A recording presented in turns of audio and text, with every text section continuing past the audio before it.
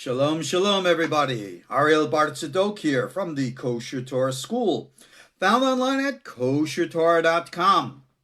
Welcoming you all to our nice open class here, which at this time we are dedicating to the safety, the health, the well-being of everybody who's presently facing the, shall we say, the unusual circumstances of a somewhat global shutdown due to the concerns of this coronavirus. Now, tonight's class is going to be on the topic of Passover. Bottom line, we are experiencing a phenomenon now that, gosh, I don't remember another time actually in recorded history that we have a situation like we have right now. Let's review some of the facts just to put things into a context. As everybody knows, our normalcy bias has been pretty much thrown out the window. We are in unique circumstances now, which, like I said, gosh, when does this ever happen? You can go back 500 years and look at the times of the bubonic plague and all the rest. But even then, where we're at today is unique. Israel, for example, has taken serious draconian measures to stop the spread of this virus. And if you look at the numbers that are coming out of Israel, their draconian measures have proven successful in that they're keeping the numbers of those infected and certainly those who are dying very, very low. And of course, you have the uneducated, the ignorant, the arrogant, and the extremists who want to disregard common sense, practicality, and, most importantly, violating Jewish law by acting in such dangerous ways, which they consider to be so insignificant, not realizing that that insignificance on their part could actually prove to be lethal to someone else. Just earlier this week, I was discussing in text with one of these extremists coming out of Israel. And I said to him directly, why do you want to be a partner with the angel of death? This virus is not the plague. It's not going to kill everybody. It kills only with regards to numbers, and it's highly contagious, so numbers count. If it has a death rate of 4 or 5%, that's still a lot. And if it's in 1,000 people, fine, that's a small amount. But if we start infecting in the millions, hundreds of millions, or even billions, those numbers add up. Now, at present, we might not be hitting the numbers of those who are dying annually by car accidents, heart disease, cancer, or other things. But you don't play with these things. Come on, we got to be realistic, practical, and down to earth. And I think that our global leaders recognize this. And of course, our normalcy bias has been completely disrupted. I am not a doctor or a politician. I have absolutely no validity in any comments I could make about the necessity of government or medical decisions. So I'm not here to discuss that. But I am here just to describe the situation where we are at and why it's important that the next thing I say becomes, seriously understood. Normally, at Passover, we invite large gatherings of people. For a normal Passover, you could have literally 30, 40, 50 people. I remember once when I was in Chicago, living in a small 2-bedroom apartment, we had like 25 people. We went to 1 o'clock in the morning. Everybody just collapsed on the couches. Not this year. We can't do that. Now, I'm an older person. You all know that. I am not sick, and I don't want to get sick. But even if I didn't get sick, I could contract the virus and pass on to someone else who could. So therefore, I have that responsibility to make sure I don't become a link in the chain of death. And you could say, well, that's kind of extreme. Yeah, but that's the situation as it is. I mean, this is what's real. This is why the whole concept of where we're at today has got to be taken seriously. And what's important here is to understand something very vital. People are emotionally distraught about what's happening. And therefore, they turn to religion, and unfortunately, to religious extremism, to try to find some semblance of understanding. You go online, you'll see every other, don't get me started on this now, every other person who's saying, Messiah is coming, Mashiach is coming, this is God's punishment. I saw this one lunatic out there who said, yes, the reason why the coronavirus here is God's punishing the Jews for rejecting Jesus. I mean, gosh, haven't we heard that one before? And it goes on and on and on. Guys, according to the Kabbalah, we live in what's called Olam HaAsiya, the physical world. God ordained the laws of the physical world to rule here. We are subject to those physical laws of this world. Nothing in spirituality, nothing in anything is going to change that. And if you want proof, here is the law. It's called gravity. Do you think your faith in spirituality can defy it? Really? Go to the roof of a high building, jump off, and let's see. Let's see if the mercy of God will soften your descent. I don't think so. We have to be realistic in understanding the nature of the reality which we live in. That is what is so important. When it comes to the study of Kabbalah, the reason why so many rabbis for so many centuries have been so contrary to the study isn't because they themselves don't study it, because they do. But they have one great concern, and that is that people will become so heavenly minded that they become no earthly good. In other words, they disconnect from reality. This is very bad. This is how you have crises. And it's not like we don't have our shortage of crises in this world, or we've had our shortage throughout all times. Grounding. Down to earth. Realistic. Practical. I know those are terrible words that a lot of people don't like. But that's the way God made our world. Somebody says, yes, and only the Jews get the coronavirus, according to that lunatic evangelist out there. But, you know something? I scour the news. You know that. I try to look at all the different things. And good Lord, you know, thank God that God is merciful and God is patient with humanity. I don't know if I would be so patient. Thank God I'm not God. But again, all these crazy lunatics out there, they're saying, God's angry, and God's going to get you, and if you don't do this, you're going to get it. You know what? Yeah, relax. Just chill out a little bit, okay? We'll get through this. Everything's going to be fine. And you know what I like about this the most? It's forcing us to look at things that we normally don't look at. And especially now with regards to Passover, remember the topic tonight. I want to talk to you about practical laws of how to observe Passover this year.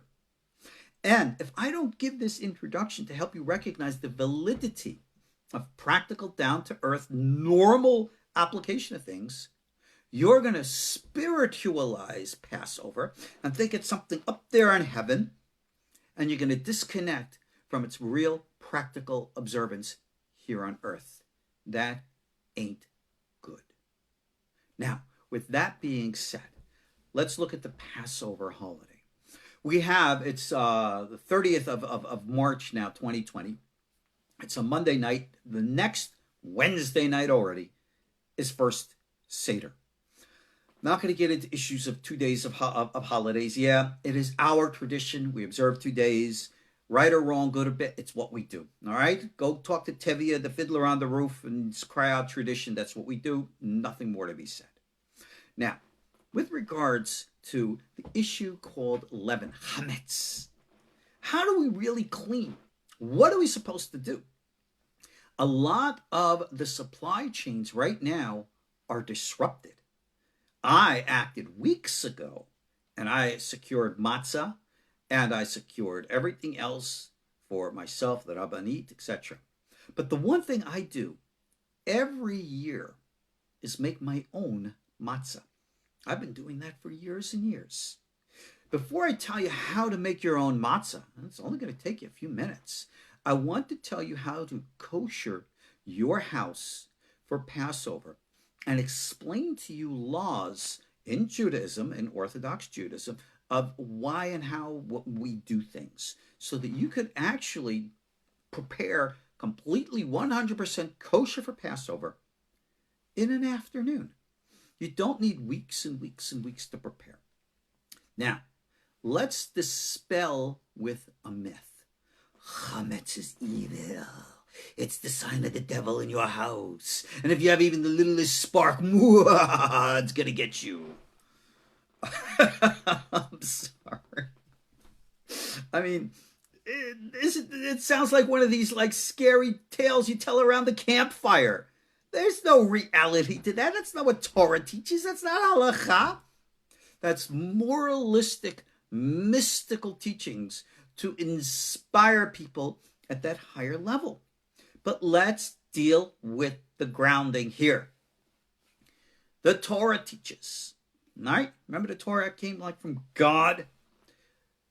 For the period of the Passover holiday, I'm not going to argue 6 days, 7 days, 8 days, whatever. Period of Passover holiday, we do not consume leavened products. Period. Done. Okay, that makes sense, no? What is leaven? The 5 things made with the 5 basic grains: wheat, barley, oats, rye, and spelt. There we go. So those are your 5 grains. Now, what then is kosher for Passover? Answer: anything not made with those 5 grains is kosher for Passover. What do you think of that? Now, over many, many years, with great wisdom, I might add, our rabbis have implemented traditions, minhagim, customs that were applicable specifically in a time and a place in accordance to the needs in an individual community. You must understand, just like it says in the Gemara, Tractate Ta'anit, Daf Zayin Amud Aleph, if I'm not mistaken, the Torah is always compared to water. Water is always fluid. So let me ask you a question. What is the correct shape of water? Anybody want to dare answer? What is the correct shape? And you're going to obviously answer, well, whatever vessel it's in. Well, halakha, like we said, is Torah, and Torah is water. So halakha has to be applied within a proper context to the shape, meaning the custom, the culture, the environment, the time, and the place. And today is that time and place. So let's understand. Chametz. In order to nullify chametz, it has to be nullified before the Passover in a 60-1 ratio. That is the rabbinic amount of how things are nullified. What does that mean? And if something has any leaven, chametz, in it, then if it's only less than 1.5%, it's fine. Don't worry about it. If it has no chametz at all, then it's totally fine without even question. Now, this means something very important, and it's very relevant right now, especially this year. You do not, 3 times over, do not need that everything that you have in your house for Passover is marked kosher for Passover. Totally unnecessary.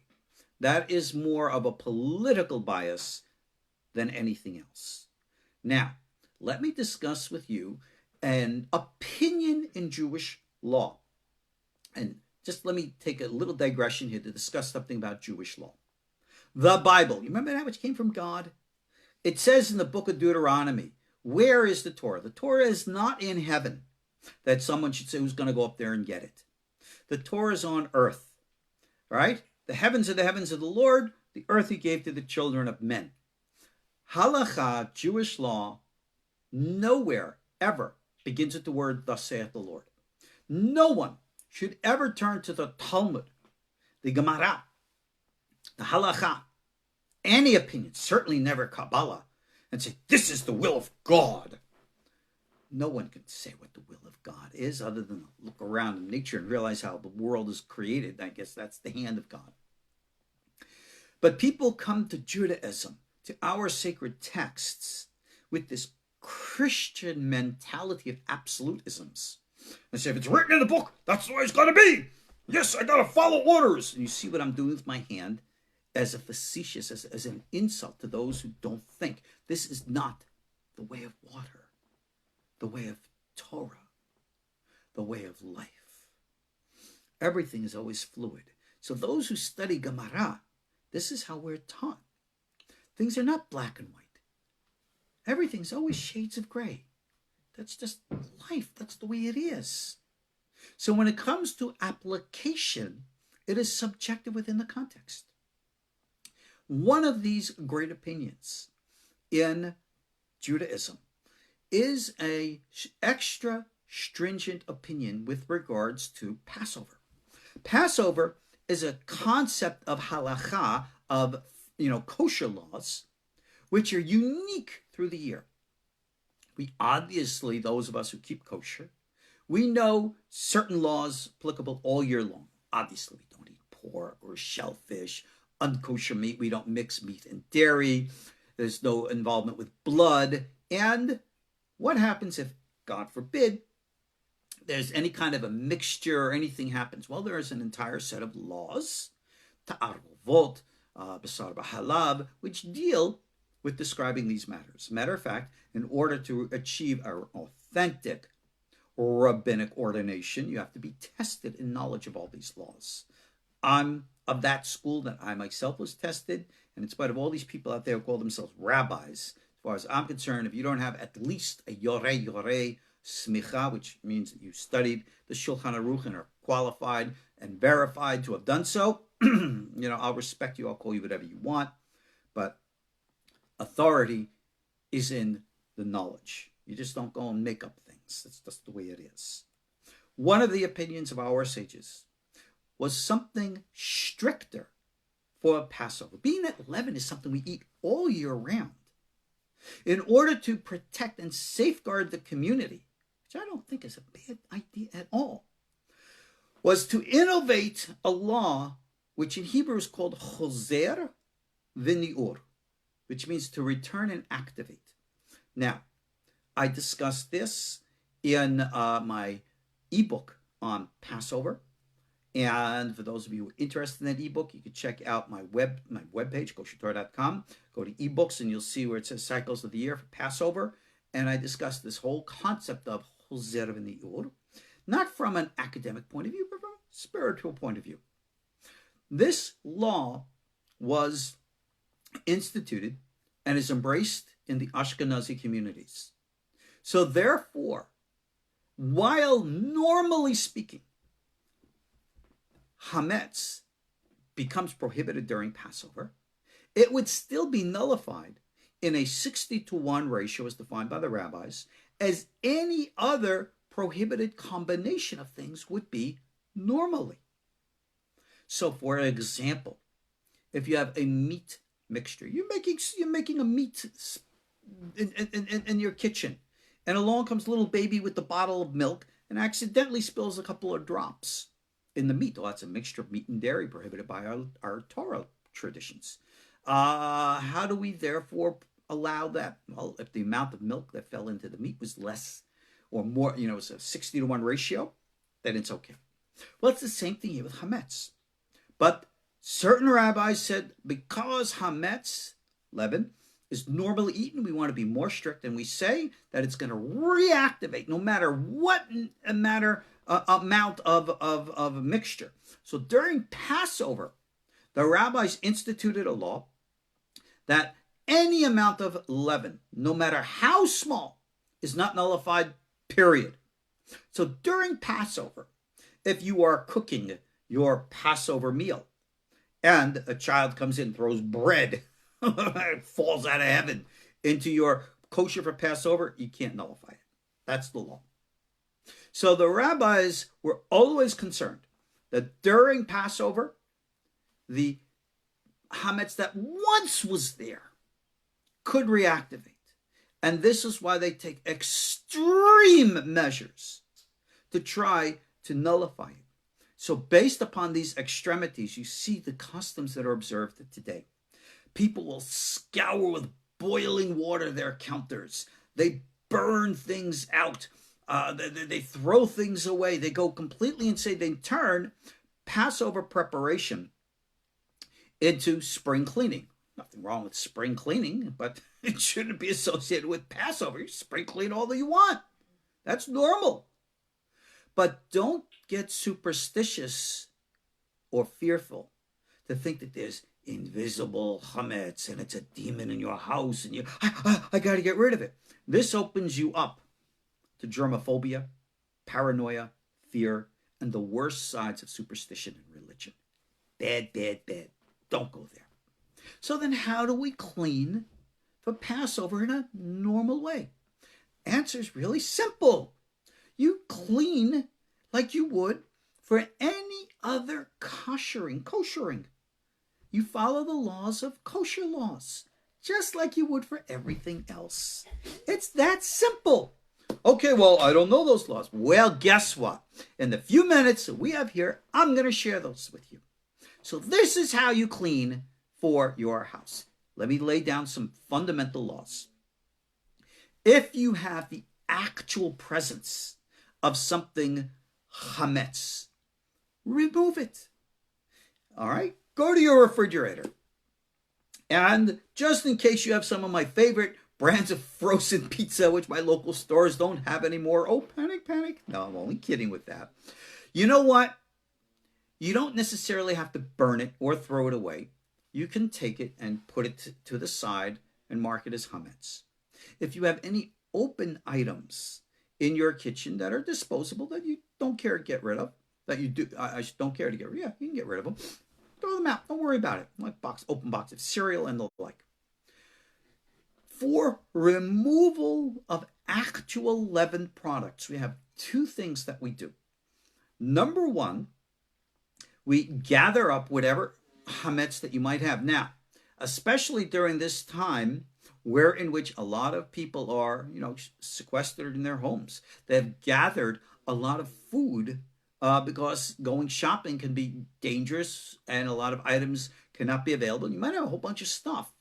Well, if you have leavened or chametz products, you don't have to burn it, get rid of it, or anything else. It might be very necessary. Take it, put it aside in a box, in a closet, in a room somewhere. Just mark on it chametz. And we do two things. Number one, you can go online and sell the chametz. That's our tradition. Right or wrong, good or bad, I'm not going to argue. You go on to any one of these websites, just fill out your stuff, and you just say, I'm selling my chametz. Okay? Don't have to worry about the details. Just simply takes 5 minutes online. And then, prior to Passover, we always go around and we do the search called the bidika. And when you search for the chametz, both at night and in the morning, we do what's called a kol hamira.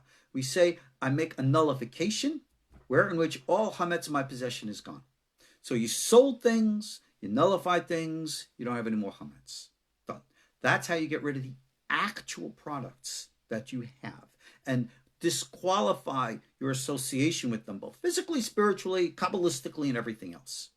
But now, what about that evil hidden chametz that's in your counters and in your floors and everywhere else? Okay, let's dispel with the evil chametz nonsense and get real. Any amount of chametz, we say, is forbidden. But how do you detect its presence? Well, our sages say you detect the presence by taste. So, if you feel that you have hidden chametz absorbed into your countertop, Lick it. Go. Do you taste chametz when you lick your countertop? I know you're not going to lick your countertop. I'm being facetious. Okay? No! Now, rule number 1, no taste, no prohibition. Number 2, any amount of absorption of a prohibited thing, like that, meat and dairy mixture or anything, it creates an energy. We call it taste. That energy, probably it's like a bad aura. It's probably more what it is.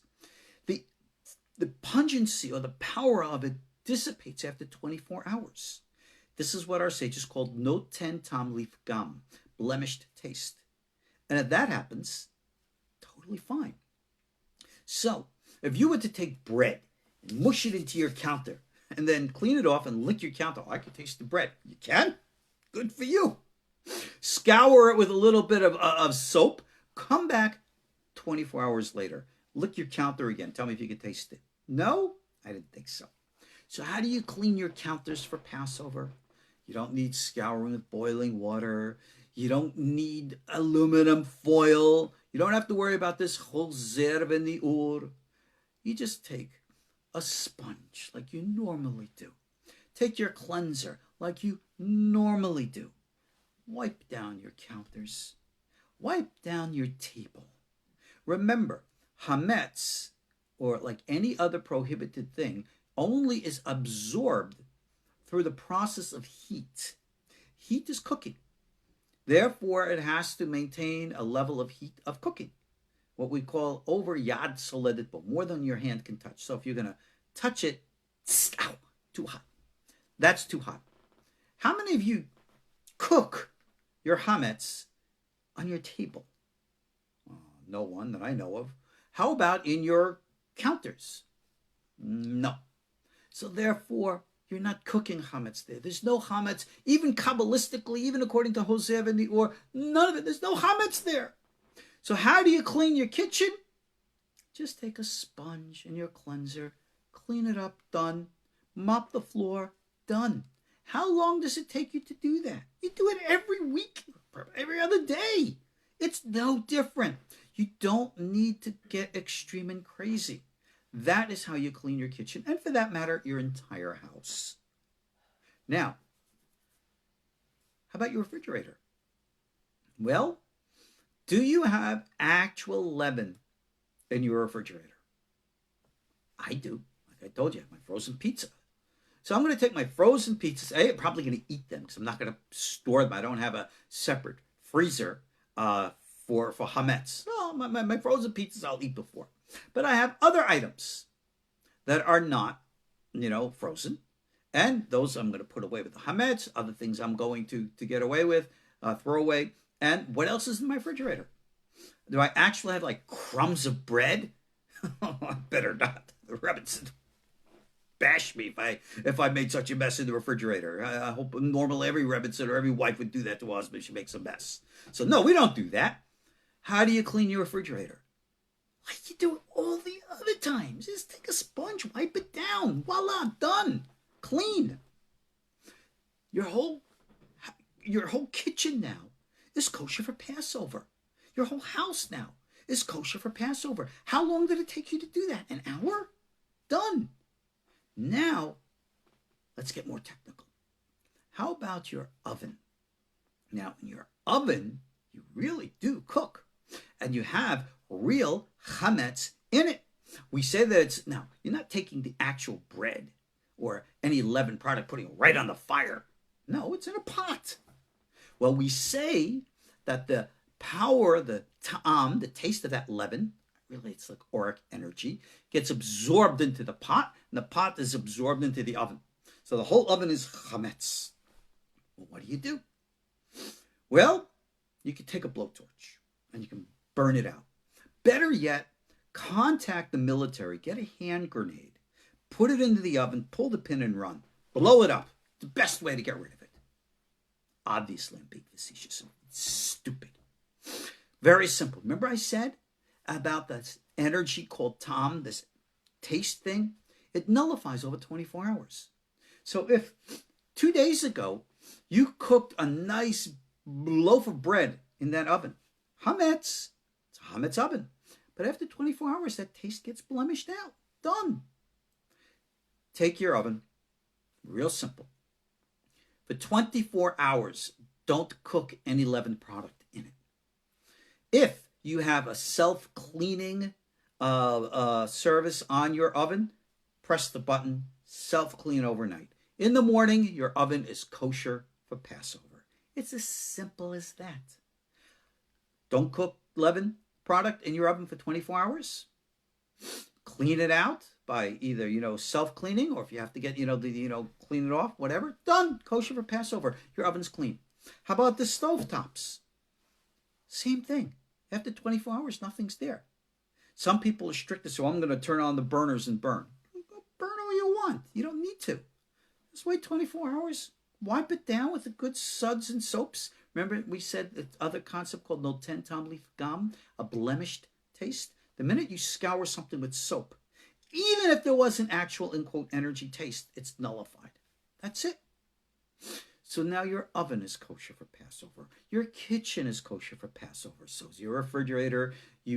With regards to products of purchasing, like I said, go to the store, get what you need. You do not need to find something marked kosher for Passover. If you have any questions about like chemicals or things like that, you can go to the website of Rav Abadi at www.kashrut.org, KASHRUT.org. He has his big old list. It's free.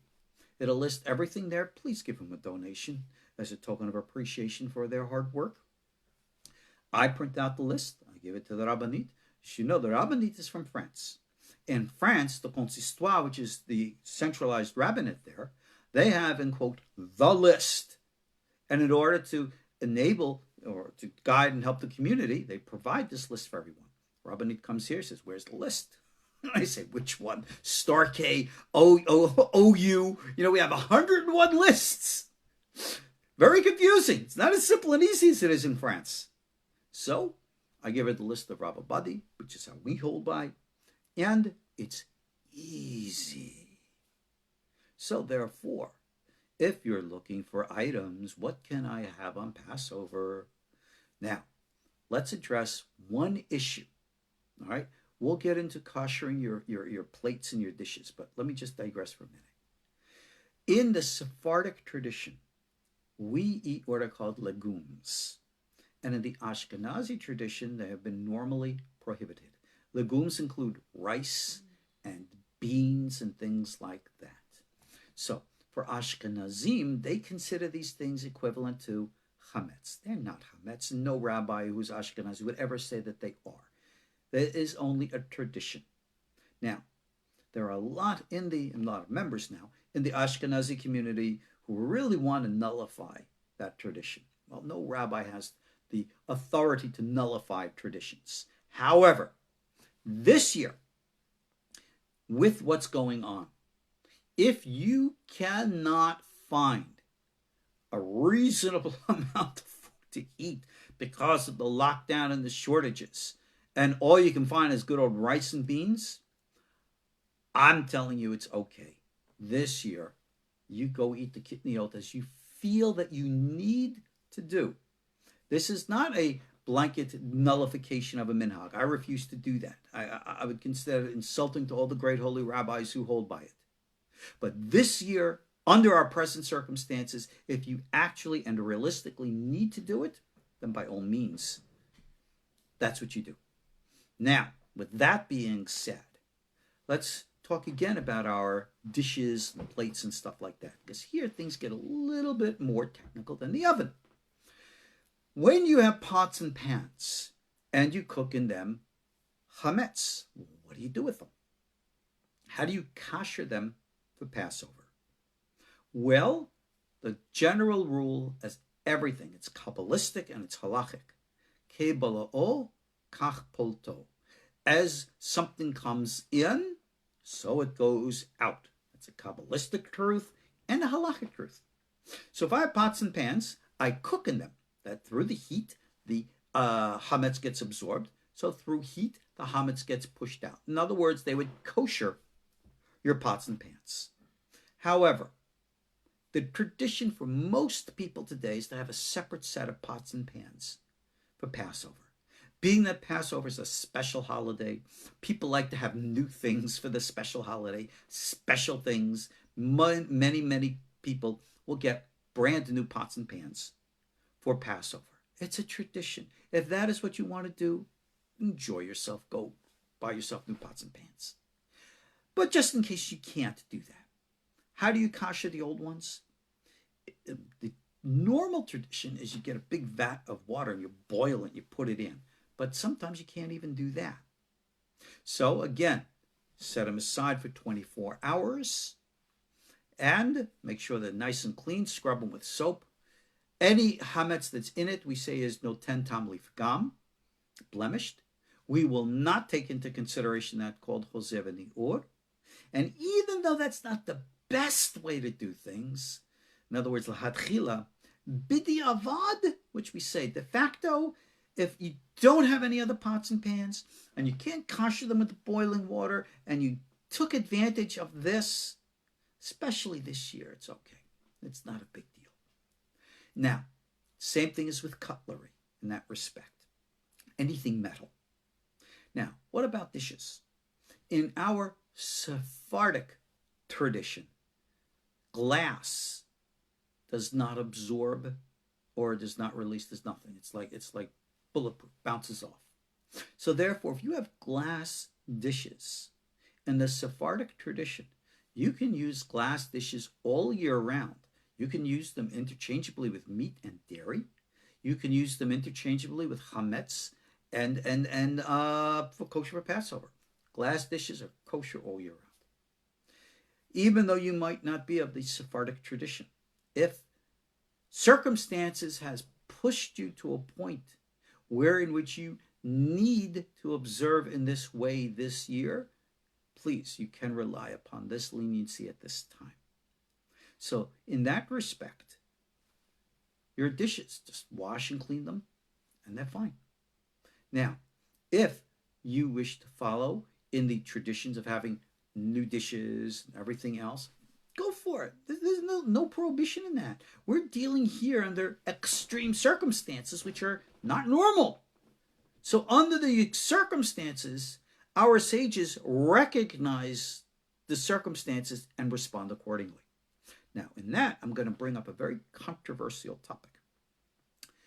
Recently, as you know, everyone today is supposed to be in isolation. I would normally invite friends over for the Passover Seder. And I spoke to my friends this morning and I apologized to them saying, I'm not going to invite you this year for fear. But we could expose you, you could expose us. It's not a good idea. And they all, of course, understand.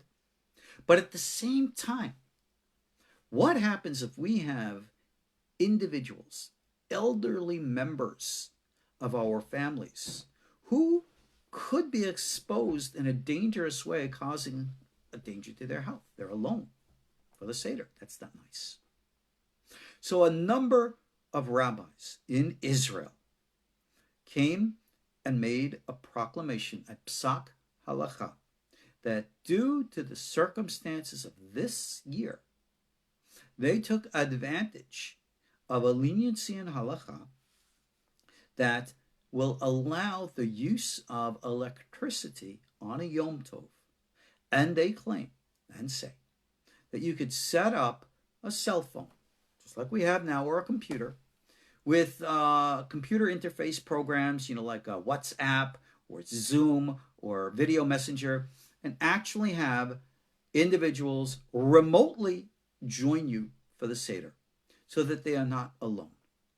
Now, I've seen comments online. People are, how dare they violate the Halakha? Who are these crazy rabbis doing this non-Jewish stuff? Let me tell you those crazy rabbis are. It includes the Av Bet Din, the chief rabbi of the courts in Jerusalem, right? Rabbi Eliyahu Avergel himself, Shlita, big guy, and a dozen other serious big rabbis in Israel. These aren't, Reform and conservative. These are very serious Orthodox rabbis who give this permission. You should know that Yom Tov laws and Shabbat laws are different. And the usage, yes, really, Zoom, and the usage of electricity on Yom Tov was normally used throughout the Sephardic community up until almost recent times. Many of the great Sephardic authorities said very clearly electricity on Yom Tov is not the same as electricity on the Sabbath. And to this day, there is a minority in the Sephardic community who will regularly use electricity, turning lights on and off, on a Yom Tov, not a Sabbath, Yom Tov.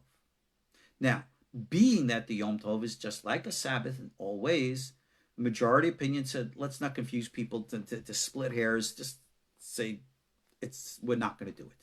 And that's exactly what the tradition is, not to use electricity on Yom Tov. But ultimately, it's not the same. So based upon that principle, these holy rabbis said, we're under dire circumstances here. And this year, the way that we can do things is very simple. You can set up your interactive video. Again, Zoom, WhatsApp, Messenger video, whether it's on a computer or a cell phone. Set it all up before the holiday even begins.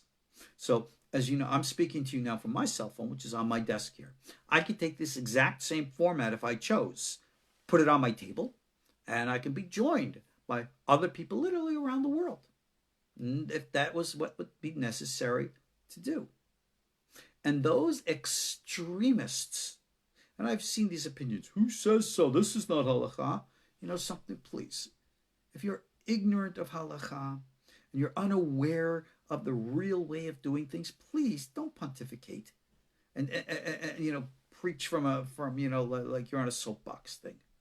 Please respect rabbis. If you choose to observe in a different way, that's your business. But don't go around offending and insulting rabbis who in the wisdom of halakha know exactly what they're doing. So with that being said, if you find yourselves in a situation where you have individual members of a family who are isolated, who very much want or need to be a member of your Seder, then by all means, before the beginning of the holiday, just like these rabbis said, set up your interactive video conferencing and have them participate with you. It's that easy. Now, pretty much covered how you prepare for Passover and what to do. Now, what happens if you can't get matzah? Well, let me tell you how to make matzah. Promised you I was going to do this. It's going to be real simple. First, kosher your kitchen for Passover. It's as simple as that. Get flour. You don't need kosher for Passover flour. Flour is flour. Take the flour, okay? Now, it has to be specially prepared. You don't want to get it wet or anything else. Flour and water, water and flour. That's how you make matzah. The water that you involve with is supposed to be very, very cold. It is called mai shalanu. All right? Normally, the way that water was made cold was that it was left outdoors overnight. It would condense and get cold. Though I've never seen any rabbis who actually address the issue, I don't see why people just don't take water and put it in the refrigerator. The point of the water is you don't want it lukewarm in any which way, which would speed up the leavening process of once it comes in contact with the flour. So this is what we do. Our sages say that the leavening process will only begin after about 18 minutes or so. So in order to prepare or make matzah, this is the procedure. Number one, turn on your oven. Preheat it. 400, 450 if you want, really hot. Number two, get a big old bowl. Take your flour, put it in the bowl. Start your timer. Okay? Count that, 18 minutes. Put in water. Mix it all up, make dough. Take that dough, knead it. Okay? Now you have your dough. Now, I use my hands myself. Take out little bits and you flatten it out like little pancakes. You don't need to put rollers in it. They don't need to be thin like crackers. They are normally the same texture as pita. You can make them big, like the size of your hand. I usually make them like small, like little silver dollar size. And you take them, get them all, salt and some will add a pinch of salt, but it's not necessary. Just flour, water, boom, boom, boom. Put them on a sheet, all right, cookie sheet type of thing. Boom, boom, boom. Stick it all in the oven. Make sure from the minute that water hits to the minute that thing goes into the oven is less than 18 minutes. It's not really hard at all. And that's how you make it. Now, normally, therefore, you're not going to take all like 5 pounds of flour all at once. Take a little bit at a time. You make just enough that you, however, like you have a cookie sheet. Remember, if you have sheets, cookie sheets and the like, buy one's kosher for Passover to avoid any problems. But if you only have the ones that you have, again, don't use them for 24 hours. Scour them clean. If you want to put them in the oven, a little bit of heat and stuff, whatever. But you put the matzah in there, cook it for about 20, 25 minutes. You want to get it brown. Okay? It has to be cooked through. You don't want it too thick. You don't need it to be cracker thin. Thin like pita. They will come out like pita. All right? Almost like hardtack. Those who recognize the old bread stuff. And that is how you make matzah. And it's really that simple. Now, in our Sephardic tradition, we also make something called matza ashira, or rich man's matzah, as we call it. In other words, you can take the same flour and mix it instead of with water, with apple juice or grape juice. You can add to it sugar or honey or nuts and dates. And again, same thing, 18 minutes. And even though it really doesn't become hametz because of the nature of the fruit and stuff in it and the fruited stuff, still, you can make little matzah crackers of that, and it's a nice cake to have. We say the blessing, of course, is alamichia as opposed to hamotzi. But these are the ways that you can prepare for Passover. Now, if you actually couldn't even get kosher wine or grape juice, get raisins, or grapes and squeeze them down. You can actually make your own grape juice. And go online. You can actually find ways making fermentations, actually make your own like homemade wine. These things can be done. And it's actually really cool and great and a great family thing to do.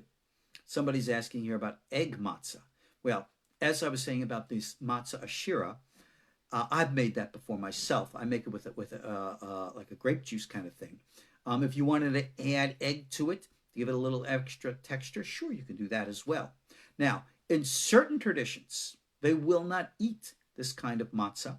They will only eat the regular matzah. But again, if this year, especially this year, where we have shortages of things, please do not turn your Passover festival into a period of desolation.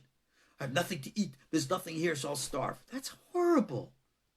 You can take advantage of these leniencies, not even leniencies, it's halakha. This year, especially this year, you don't need to observe all the extra stringencies that have crept in over the centuries, especially now. So this is what, in my opinion, is important for us to understand. So, also, with regards to the measures of how much matzah and how much wine you need to drink. Number one, with regards to wine, you don't need to drink wine. You can drink grape juice. Personally, the rabbini will tell you, I hate all alcohol. Years ago, when we were living down in Tzadok, I used to tell everybody that our moonshine. Moonshine's great. Oh, by the way, if you could get moonshine, it'll kill the coronavirus. I read something online today that I think it was the president of Belarus says he has the cure for the coronavirus. What's that? Vodka. Vodka. He said, drink the vodka, kill it out. I don't know how true that is. I doubt it. Because they said the alcohol content has to be at least, 60-65%? You get some good old white lightning moonshine from down here in Tennessee. That's got it all right. Pure white lightning moonshine's like, well, oh gosh, what is it, like 60, 70%? So yeah, that could actually kill the virus, but okay. I wouldn't suggest making moonshine, putting it in your matzah. That'd be rather interesting. But no. Moonshine, as you know, is usually made from corn whiskey. And for those who, have problems with kitniyot, they would normally never use it, but whatever. Okay, getting back here to the measurements. The amount that one needs to drink in all the 4 cups, you don't need a big goblet. All right, we don't have a concept of the Holy Grail in Judaism here. You have to have a measure of what is called maleh logmav. Fill your mouth. How much is that? About 2-3 ounces. So if you had like these little itsy bitsy Dixie cups of 3 ounces, that is the amount of liquid of grape juice or wine that we drink in all the 4 cups. Now, obviously, I'm not going to try to encourage you to use like little paper Dixie cups, little class at the Seder. Have something nice, but that's all the amount that you need. Now, as I said, for example, I only drink grape juice. The Rabbanit from France, God forbid, we got her some nice, Pinot Noir, the way that she's accustomed and appropriate. And she's not going to sit there with like big goblets. At the end of the night, she'll open the door for Eliyahu, and Eliyahu's going to see Eliyahu after drinking that much. No, we don't do that. Modesty, appropriate portions, whatever that size is, okay? But that's the minimum, about 3 ounces. How much is that? Figure, what a shot glass is. Think about 2-3 of those. That's all you need. If you want more, take whatever you want. Now, how about the size of matzah? We are required to fulfill 3 measures of eating matzah on the Passover. 1 measure to fulfill the blessing al achilat matzah, for the eating of matzah. 1 measure for the blessing of normal hamotzi lechem min haaretz, for eating normal bread. And the 3rd measure for the Hillel sandwich called korech. So what is the measure? Well, everybody who knows Hebrew and studies this knows kezayit. Kezayit, like an olive. How big is an olive? Well, we don't go by the size of the olive, we go by the weight of the olive. And in Talmudic times, an olive used to weigh an ounce. Really? You would find an olive that weighs 28 grams? Never in the history of olives has there ever been an olive that big. Maybe if it was radiated, it became a Godzilla olive. No. Olives are usually about, I don't even know what they are in grams, but a very, very small amount. And we don't go by the weight, we go actually by the size. So if you were to have board matzah, cracker matzah, you don't need to eat 3 board. People think that 1 board is the measure, right? The olive is the weight. So they think 1 whole board is the measure. So they're going to eat 3 whole boards of, machine-made matzah for the Passover Seder, even before the meal. Oh my gosh, your stomach is gonna be full before you begin your meal. No. Even if you're going to eat the round, cracker shmura matzah, which the Haredim, they would eat like 1.5 of those. It's totally too much. The amount of a cracker matzah, you only need maybe 1/6 of it, 1 small little bit. All right? About 3 grams, a little bit more than 3 grams. 5-6 grams, right? A quarter of an ounce is more than enough. So within the 3 measures, all right, so if you could take a big board of matzah, break it into 4 halves. 4 halves, you can't do that. 4 quarters, sorry about that. 1 of those quarters you could have for al achilat matzah. The 2nd quarter you could have for hamotzi lechem min haaretz. And the 3rd quarter for Hillel sandwich. And that's it. That's all you need. And that's the amounts that you need. Practical, down to earth. Now, if you remember, I said I made my own matzahs. So when I make matzah, remember I said I make them like little pancake size, like silver dollar pancake size. I make them intentionally small so that they will be the required measure size. I don't need a big loaf. I don't need big pieces. Simple. Remember the great rule. Keep it simple.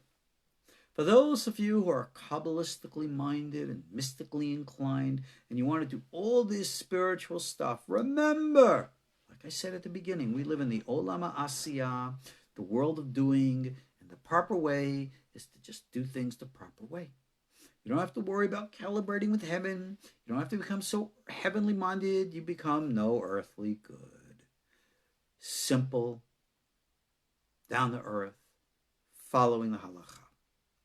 So, this year, these are the things that you can do. Because of the circumstances, if you have need, you can eat kitniyot. You can use the video conferencing. If you have need, you could even just find a way to appropriately prepare for your metal utensils. If you have your own special stuff at Passover, great. Use it. You should. If you could find items that are marked kosher for Passover, fine, go for it. But if you can't, and if you need these types of things that I've been talking about, please take advantage of them. Don't consider these things to be wrong or bad, because they're not. This is the way many, many Torah observant Jews will observe Passover, and that's just the way it is. Now, one concluding thing.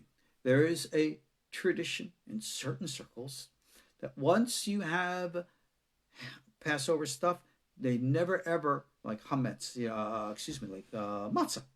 They will never ever get it wet during Passover for fear that it could come back again and become chametz. Not only, I think that's been proven scientifically wrong, but it is a tradition. In the Ashkenazi, in Yiddish, they call it gebrakts, and they will never wet matzah or anything during the week of Passover. If that's your tradition and you want to observe it, go for it. But there's absolutely nothing Kabbalistic, spiritual, or holy about it. It's just a custom tradition that some people observe. God bless for those who want to observe it. Okay, that's it. You can prepare your house for Passover in a single afternoon. Actually, take the day before to clean it. So this way, if overnight you clean the oven and stuff like that, just get rid of the things that you don't need. Take it easy. We'll get through this. For bitter herbs, our tradition is to use romaine lettuce as opposed to horseradish. Of course, you can get parsley or celery, whatever things. Get a hard-boiled egg. If you have the availability to find a bone of a kosher meat, like a lamb bone for the zaroa, if not a chicken bone if you can find one. If you can't, oh well, don't worry about it. We're in unusual times. So go with the flow. Make your celebration of freedom real. Because even under the circumstances that we're at now, thank God, as bad as things are, they're not as bad as they could be. So give thanks to God for the good that you have and enjoy the Passover holiday.